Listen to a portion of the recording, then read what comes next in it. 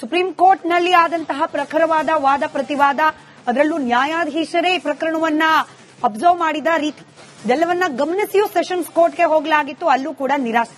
Details ಹಂಚಿಕೊಳ್ಳೋದಾದ್ರೆ Smita, ಹಿರಿಯ ವಕೀಲರಾಗಿರುವಂತಹ ಬಾಲನ್ ಅವರು ತಮ್ಮ ಕಕ್ಷಿದಾರರಾಗಿರುವಂತಹ ಪವಿತ್ರ ಗೌಡಗೆ, ಈ ಪ್ರಕರಣದ A1 ಆಗಿರುವಂತಹ ಪವಿತ್ರ ಗೌಡಗೆ ಜಾಮೀನು ಕೊಡಿಸಿಯೇ ತೀರ್ತಿ ಅನ್ನೋ ರೀತಿಯಲ್ಲಿ ಮಾತಾಡಿದ್ರು. ಕಾರಣ ಒಂದು ವಿಚಾರವನ್ನ ಅವರು ಹೇಳಿದ್ರು, ಚಾರ್ಜ್ ಶೀಟ್ ಅನ್ನ ಸಲ್ಲಿಸಿದ್ದ ಕ್ರಮ ಅದನ್ನ ಅವರು ಪ್ರಶ್ನೆ ಮಾಡಿದ್ರು. ಆ ಚಾರ್ಜ್ ಶೀಟ್ ಸಲ್ಲಿಸಿದ ಕ್ರಮ ಸರಿ ಇಲ್ಲ. ಐಪಿಸಿ ಸೆಕ್ಷನ್ ಪ್ರಕಾರ ಚಾರ್ಜ್ ಶೀಟ್ ಅನ್ನ ಸಲ್ಲಿಸಿದ್ದಾರೆ. BNS ಅಡಿಯಲ್ಲಿ ಅವರು ಚಾರ್ಜ್ ಶೀಟ್ ಅನ್ನ ಸಲ್ಲಿಸಬೇಕಾಗಿತ್ತು. ಸೊ ಇದನ್ನ ನಾವು ಚಾಲೆಂಜ್ ಮಾಡ್ತೀವಿ ಅನ್ನುವಂಥದ್ದು ಒಂದಾದ್ರೆ, ಮತ್ತೊಂದು ಕಡೆ ತಮ್ಮ ಕಕ್ಷಿದಾರರ ಇನ್ವಾಲ್ವ್ಮೆಂಟೇ ಈ ಕೊಲೆಯಲ್ಲಿ ಇಲ್ಲ ಅಂದ ಮೇಲೆ ಅವರಿಗೆ ಜಾಮೀನು ಸಿಕ್ಕೇ ಸಿಗುತ್ತೆ ಅನ್ನುವಂತಹ ವಿಶ್ವಾಸವನ್ನ ಕೂಡ ವ್ಯಕ್ತಪಡಿಸಿದ್ರು. ನೀವು ಈ ಒಂದು ತನಿಖೆಯನ್ನ ತೆಗೆದುಕೊಳ್ಳಿ ಅಥವಾ ಈ ತನಿಖೆ ಸಾಗಿದ ರೀತಿಯನ್ನ ನೋಡಿ, ಎಲ್ಲಿಯೂ ಕೂಡ ಪವಿತ್ರ ಗೌಡ ಇನ್ವಾಲ್ವ್ಮೆಂಟ್ ಇಲ್ಲ. ಹೀಗಾಗಿ ಪವಿತ್ರ ಗೌಡಗೆ ಜಾಮೀನು ಸಿಗುತ್ತೆ ಅನ್ನುವಂತಹ ಬಲವಾದ ನಂಬಿಕೆಯಲ್ಲಿ ಬಾಲನ್ ಅವರು ಇದ್ದರು. ಇದೇ ವಿಚಾರವನ್ನು ಕೂಡ ಅವರು ಹೇಳ್ತಾ ಇದ್ರು. ಕೋರ್ಟ್ನ ಗಮನಕ್ಕೂ ಕೂಡ ಈ ವಿಚಾರವನ್ನ ತಂದಿದ್ದಾರೆ. ಆದ್ರೆ ಇದ್ಯಾವುದಕ್ಕೂ ಕೂಡ ಆಸ್ಪದವನ್ನ ನೀಡಿದೆ. ಆ 64ನೇ CCH ಕೋರ್ಟ್ ಕೂಡ ಈಗ ಪವಿತ್ರ ಗೌಡ ಜಾಮೀನು ಅರ್ಜಿಯನ್ನ ವಜಾ ಮಾಡಿದೆ. ಜಾಮೀನು ಸಿಗುತ್ತೆ ಅನ್ನುವಂತಹ ನಿರೀಕ್ಷೆಯಲ್ಲಿದ್ದಂತಹ ಪವಿತ್ರ ಗೌಡ ಮತ್ತು ಅವರ ಕುಟುಂಬದ ಸದಸ್ಯರು ಮತ್ತು ಅವರ ಪರವಾಗಿ ಇರುವಂತಹ ಹಿರಿಯ ವಕೀಲ ಬಾಲನ್ ಅವರಿಗೆ ಇದು ದೊಡ್ಡ ನಿರಾಸೆಯಾಗಿದೆ. ಕಾರಣ ಪವಿತ್ರ ಗೌಡ ಅವರ ಜಾಮೀನು ಪುರಸ್ಕಾರ ಆಗಿಲ್ಲ. ಜಾಮೀನು ಅರ್ಜಿಯನ್ನ ವಜಾ ಮಾಡಲಾಗಿದೆ. ಈಗ ಮತ್ತೆ ಅವರು ಇದನ್ನ ಚಾಲೆಂಜ್ ಮಾಡ್ತಾರಾ, ಪುನರ್ ಪರಿಶೀಲಿಸಿ ಅನ್ನುವಂತ ಅರ್ಜಿಯನ್ನ ಹಾಕ್ತಾರಾ ಅನ್ನುವಂಥದ್ದು ಸದ್ಯಕ್ಕಿನ ಪ್ರಶ್ನೆ ಆಗಿದೆ. ಹಲವು ವಿಚಾರಗಳನ್ನ ಪ್ರಸ್ತಾಪ ಮಾಡಿ ಅವರು ಜಾಮೀನು ಸಿಗಬಹುದು ಅನ್ನುವಂತ ನಿರೀಕ್ಷೆಯಲ್ಲಿ ಇದ್ರು. ಆದ್ರೆ ಎಲ್ಲವೂ ಕೂಡ ಉಲ್ಟಾ ಹೊಡೆದಿದೆ. ಈ ಮೂಲಕ ಪವಿತ್ರ ಗೌಡಗೆ ಮತ್ತೆ ನಿರಾಸೆಯಾಗಿದೆ. ಸ್ಮಿತಾ, ಈಗ ಸುಪ್ರೀಂ ಕೋರ್ಟ್ ನಲ್ಲಿ ಆದಂತಹ ಪ್ರಖರವಾದ ವಾದ ಪ್ರತಿವಾದ, ಅದರಲ್ಲೂ ನ್ಯಾಯಾಧೀಶರೇ ಈ ಪ್ರಕರಣವನ್ನ ಅಬ್ಸರ್ವ್ ಮಾಡಿದ ರೀತಿ ಇದೆಲ್ಲವನ್ನ ಗಮನಿಸಿಯೂ ಸೆಷನ್ಸ್ ಕೋರ್ಟ್ಗೆ ಹೋಗಲಾಗಿತ್ತು. ಅಲ್ಲೂ ಕೂಡ ನಿರಾಸೆ.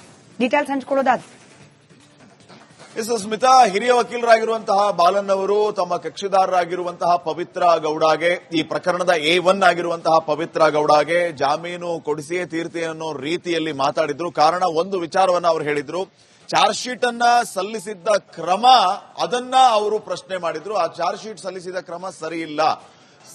ಐಪಿಸಿ ಸೆಕ್ಷನ್ ಪ್ರಕಾರ ಚಾರ್ಜ್ ಶೀಟ್ ಅನ್ನ ಸಲ್ಲಿಸಿದ್ದಾರೆ. BNS ಅಡಿಯಲ್ಲಿ ಅವರು ಚಾರ್ಜ್ ಶೀಟ್ ಅನ್ನ ಸಲ್ಲಿಸಬೇಕಾಗಿತ್ತು.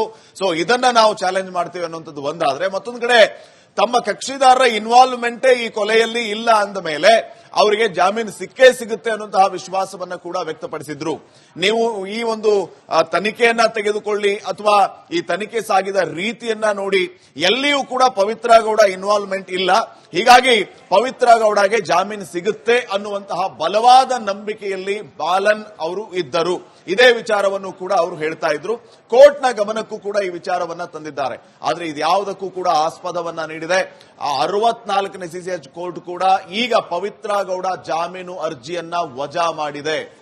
ಜಾಮೀನು ಸಿಗುತ್ತೆ ಅನ್ನುವಂತಹ ನಿರೀಕ್ಷೆಯಲ್ಲಿದ್ದಂತಹ ಪವಿತ್ರ ಗೌಡ ಮತ್ತು ಅವರ ಕುಟುಂಬದ ಸದಸ್ಯರು ಮತ್ತು ಅವರ ಪರವಾಗಿ ಇರುವಂತಹ ಹಿರಿಯ ವಕೀಲ ಬಾಲನ್ ಅವರಿಗೆ ಇದು ದೊಡ್ಡ ನಿರಾಸೆಯಾಗಿದೆ. ಕಾರಣ ಪವಿತ್ರ ಗೌಡ ಅವರ ಜಾಮೀನು ಪುರಸ್ಕಾರ ಆಗಿಲ್ಲ. ಜಾಮೀನು ಅರ್ಜಿಯನ್ನ ವಜಾ ಮಾಡಲಾಗಿದೆ. ಈಗ ಮತ್ತೆ ಅವರು ಇದನ್ನ ಚಾಲೆಂಜ್ ಮಾಡ್ತಾರಾ, ಪುನರ್ ಪರಿಶೀಲಿಸಿ ಅನ್ನುವಂತ ಅರ್ಜಿಯನ್ನ ಹಾಕ್ತಾರಾ ಅನ್ನುವಂಥದ್ದು ಸದ್ಯಕ್ಕಿನ ಪ್ರಶ್ನೆ ಆಗಿದೆ.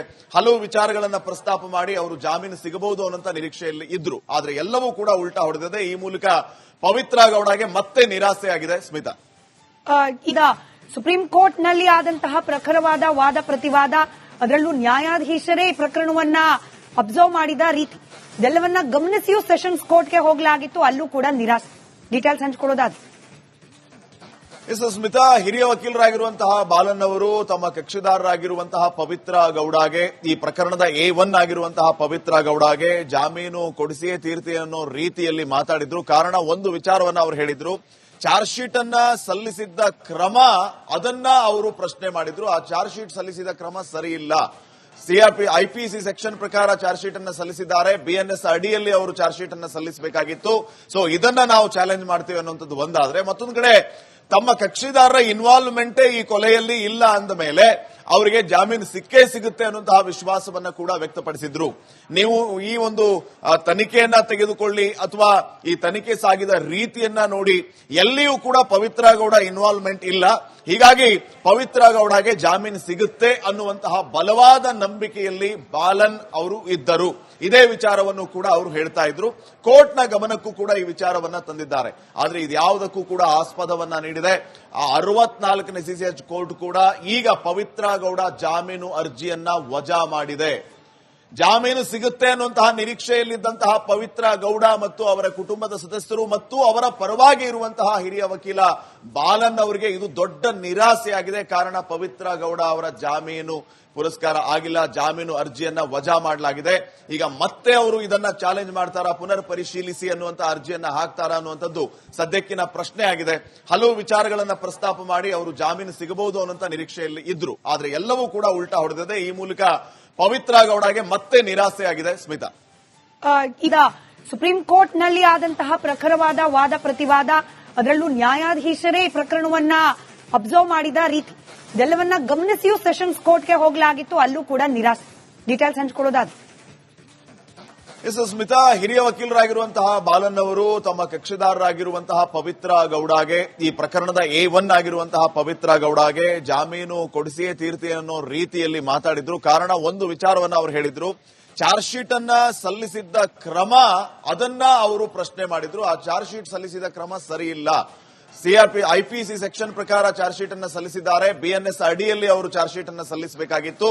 ಸೊ ಇದನ್ನ ನಾವು ಚಾಲೆಂಜ್ ಮಾಡ್ತೀವಿ ಅನ್ನುವಂಥದ್ದು ಒಂದಾದ್ರೆ, ಮತ್ತೊಂದು ಕಡೆ ತಮ್ಮ ಕಕ್ಷಿದಾರರ ಇನ್ವಾಲ್ವ್ಮೆಂಟೇ ಈ ಕೊಲೆಯಲ್ಲಿ ಇಲ್ಲ ಅಂದ ಮೇಲೆ ಅವರಿಗೆ ಜಾಮೀನು ಸಿಕ್ಕೇ ಸಿಗುತ್ತೆ ಅನ್ನುವಂತಹ ವಿಶ್ವಾಸವನ್ನ ಕೂಡ ವ್ಯಕ್ತಪಡಿಸಿದ್ರು. ನೀವು ಈ ಒಂದು ತನಿಖೆಯನ್ನ ತೆಗೆದುಕೊಳ್ಳಿ ಅಥವಾ ಈ ತನಿಖೆ ಸಾಗಿದ ರೀತಿಯನ್ನ ನೋಡಿ, ಎಲ್ಲಿಯೂ ಕೂಡ ಪವಿತ್ರ ಗೌಡ ಇನ್ವಾಲ್ವ್ಮೆಂಟ್ ಇಲ್ಲ. ಹೀಗಾಗಿ ಪವಿತ್ರ ಗೌಡಗೆ ಜಾಮೀನು ಸಿಗುತ್ತೆ ಅನ್ನುವಂತಹ ಬಲವಾದ ನಂಬಿಕೆಯಲ್ಲಿ ಬಾಲನ್ ಅವರು ಇದ್ದರು. ಇದೇ ವಿಚಾರವನ್ನು ಕೂಡ ಅವರು ಹೇಳ್ತಾ ಇದ್ರು. ಕೋರ್ಟ್ನ ಗಮನಕ್ಕೂ ಕೂಡ ಈ ವಿಚಾರವನ್ನ ತಂದಿದ್ದಾರೆ. ಆದ್ರೆ ಇದ್ಯಾವುದಕ್ಕೂ ಕೂಡ ಆಸ್ಪದವನ್ನ ನೀಡಿದೆ. ಆ 64ನೇ ಸಿಸಿಎಚ್ ಕೋರ್ಟ್ ಕೂಡ ಈಗ ಪವಿತ್ರ ಗೌಡ ಜಾಮೀನು ಅರ್ಜಿಯನ್ನ ವಜಾ ಮಾಡಿದೆ. ಜಾಮೀನು ಸಿಗುತ್ತೆ ಅನ್ನುವಂತಹ ನಿರೀಕ್ಷೆಯಲ್ಲಿದ್ದಂತಹ ಪವಿತ್ರ ಗೌಡ ಮತ್ತು ಅವರ ಕುಟುಂಬದ ಸದಸ್ಯರು ಮತ್ತು ಅವರ ಪರವಾಗಿ ಇರುವಂತಹ ಹಿರಿಯ ವಕೀಲ ಬಾಲನ್ ಅವರಿಗೆ ಇದು ದೊಡ್ಡ ನಿರಾಸೆಯಾಗಿದೆ. ಕಾರಣ ಪವಿತ್ರ ಗೌಡ ಅವರ ಜಾಮೀನು ಪುರಸ್ಕಾರ ಆಗಿಲ್ಲ, ಜಾಮೀನು ಅರ್ಜಿಯನ್ನ ವಜಾ ಮಾಡಲಾಗಿದೆ. ಈಗ ಮತ್ತೆ ಅವರು ಇದನ್ನ ಚಾಲೆಂಜ್ ಮಾಡ್ತಾರಾ, ಪುನರ್ ಪರಿಶೀಲಿಸಿ ಅನ್ನುವಂತ ಅರ್ಜಿಯನ್ನ ಹಾಕ್ತಾರಾ ಅನ್ನುವಂಥದ್ದು ಸದ್ಯಕ್ಕಿನ ಪ್ರಶ್ನೆ ಆಗಿದೆ. ಹಲವು ವಿಚಾರಗಳನ್ನ ಪ್ರಸ್ತಾಪ ಮಾಡಿ ಅವರು ಜಾಮೀನು ಸಿಗಬಹುದು ಅನ್ನುವಂತ ನಿರೀಕ್ಷೆಯಲ್ಲಿ ಇದ್ರು. ಆದ್ರೆ ಎಲ್ಲವೂ ಕೂಡ ಉಲ್ಟಾ ಹೊಡೆದಿದೆ. ಈ ಮೂಲಕ ಪವಿತ್ರ ಗೌಡಗೆ ಮತ್ತೆ ನಿರಾಸೆಯಾಗಿದೆ. ಸ್ಮಿತಾ, ಈಗ ಸುಪ್ರೀಂ ಕೋರ್ಟ್ ನಲ್ಲಿ ಆದಂತಹ ಪ್ರಖರವಾದ ವಾದ ಪ್ರತಿವಾದ, ಅದರಲ್ಲೂ ನ್ಯಾಯಾಧೀಶರೇ ಈ ಪ್ರಕರಣವನ್ನ ಅಬ್ಸರ್ವ್ ಮಾಡಿದ ರೀತಿ ಇದೆಲ್ಲವನ್ನ ಗಮನಿಸಿಯೂ ಸೆಷನ್ಸ್ ಕೋರ್ಟ್ಗೆ ಹೋಗಲಾಗಿತ್ತು. ಅಲ್ಲೂ ಕೂಡ ನಿರಾಸೆ. ಡೀಟೇಲ್ಸ್ ಹಂಚಿಕೊಳ್ಳೋದಾದ್ರೆ ಸ್ಮಿತಾ, ಹಿರಿಯ ವಕೀಲರಾಗಿರುವಂತಹ ಬಾಲನ್ ಅವರು ತಮ್ಮ ಕಕ್ಷಿದಾರರಾಗಿರುವಂತಹ ಪವಿತ್ರ ಗೌಡಗೆ, ಈ ಪ್ರಕರಣದ A1 ಆಗಿರುವಂತಹ ಪವಿತ್ರ ಗೌಡಗೆ ಜಾಮೀನು ಕೊಡಿಸಿಯೇ ತೀರ್ತಿ ಅನ್ನೋ ರೀತಿಯಲ್ಲಿ ಮಾತಾಡಿದ್ರು. ಕಾರಣ ಒಂದು ವಿಚಾರವನ್ನ ಅವರು ಹೇಳಿದ್ರು. ಚಾರ್ಜ್ ಶೀಟ್ ಅನ್ನ ಸಲ್ಲಿಸಿದ್ದ ಕ್ರಮ ಅದನ್ನ ಅವರು ಪ್ರಶ್ನೆ ಮಾಡಿದ್ರು. ಆ ಚಾರ್ಜ್ ಶೀಟ್ ಸಲ್ಲಿಸಿದ ಕ್ರಮ ಸರಿ ಇಲ್ಲ. IPC ಸೆಕ್ಷನ್ ಪ್ರಕಾರ ಚಾರ್ಜ್ ಶೀಟ್ ಅನ್ನ ಸಲ್ಲಿಸಿದ್ದಾರೆ. BNS ಅಡಿಯಲ್ಲಿ ಅವರು ಚಾರ್ಜ್ ಶೀಟ್ ಅನ್ನ ಸಲ್ಲಿಸಬೇಕಾಗಿತ್ತು. ಸೊ ಇದನ್ನ ನಾವು ಚಾಲೆಂಜ್ ಮಾಡ್ತೀವಿ ಅನ್ನುವಂಥದ್ದು ಒಂದಾದ್ರೆ, ಮತ್ತೊಂದು ಕಡೆ ತಮ್ಮ ಕಕ್ಷಿದಾರರ ಇನ್ವಾಲ್ವ್ಮೆಂಟೇ ಈ ಕೊಲೆಯಲ್ಲಿ ಇಲ್ಲ ಅಂದ ಮೇಲೆ ಅವರಿಗೆ ಜಾಮೀನು ಸಿಕ್ಕೇ ಸಿಗುತ್ತೆ ಅನ್ನುವಂತಹ ವಿಶ್ವಾಸವನ್ನ ಕೂಡ ವ್ಯಕ್ತಪಡಿಸಿದ್ರು. ನೀವು ಈ ಒಂದು ತನಿಖೆಯನ್ನ ತೆಗೆದುಕೊಳ್ಳಿ ಅಥವಾ ಈ ತನಿಖೆ ಸಾಗಿದ ರೀತಿಯನ್ನ ನೋಡಿ, ಎಲ್ಲಿಯೂ ಕೂಡ ಪವಿತ್ರ ಗೌಡ ಇನ್ವಾಲ್ವ್ಮೆಂಟ್ ಇಲ್ಲ. ಹೀಗಾಗಿ ಪವಿತ್ರ ಗೌಡಗೆ ಜಾಮೀನು ಸಿಗುತ್ತೆ ಅನ್ನುವಂತಹ ಬಲವಾದ ನಂಬಿಕೆಯಲ್ಲಿ ಬಾಲನ್ ಅವರು ಇದ್ದರು. ಇದೇ ವಿಚಾರವನ್ನು ಕೂಡ ಅವರು ಹೇಳ್ತಾ ಇದ್ರು. ಕೋರ್ಟ್ನ ಗಮನಕ್ಕೂ ಕೂಡ ಈ ವಿಚಾರವನ್ನ ತಂದಿದ್ದಾರೆ. ಆದ್ರೆ ಇದ್ಯಾವುದಕ್ಕೂ ಕೂಡ ಆಸ್ಪದವನ್ನ ನೀಡಿದೆ. ಆ 64ನೇ ಸಿಸಿಎಚ್ ಕೋರ್ಟ್ ಕೂಡ ಈಗ ಪವಿತ್ರ ಗೌಡ ಜಾಮೀನು ಅರ್ಜಿಯನ್ನ ವಜಾ ಮಾಡಿದೆ. ಜಾಮೀನು ಸಿಗುತ್ತೆ ಅನ್ನುವಂತಹ ನಿರೀಕ್ಷೆಯಲ್ಲಿದ್ದಂತಹ ಪವಿತ್ರ ಗೌಡ ಮತ್ತು ಅವರ ಕುಟುಂಬದ ಸದಸ್ಯರು ಮತ್ತು ಅವರ ಪರವಾಗಿ ಇರುವಂತಹ ಹಿರಿಯ ವಕೀಲ ಬಾಲನ್ ಅವರಿಗೆ ಇದು ದೊಡ್ಡ ನಿರಾಸೆಯಾಗಿದೆ. ಕಾರಣ ಪವಿತ್ರ ಗೌಡ ಅವರ ಜಾಮೀನು ಪುರಸ್ಕಾರ ಆಗಿಲ್ಲ, ಜಾಮೀನು ಅರ್ಜಿಯನ್ನ ವಜಾ ಮಾಡಲಾಗಿದೆ. ಈಗ ಮತ್ತೆ ಅವರು ಇದನ್ನ ಚಾಲೆಂಜ್ ಮಾಡ್ತಾರಾ, ಪುನರ್ ಪರಿಶೀಲಿಸಿ ಅನ್ನುವಂತ ಅರ್ಜಿಯನ್ನ ಹಾಕ್ತಾರಾ ಅನ್ನುವಂಥದ್ದು ಸದ್ಯಕ್ಕಿನ ಪ್ರಶ್ನೆ ಆಗಿದೆ.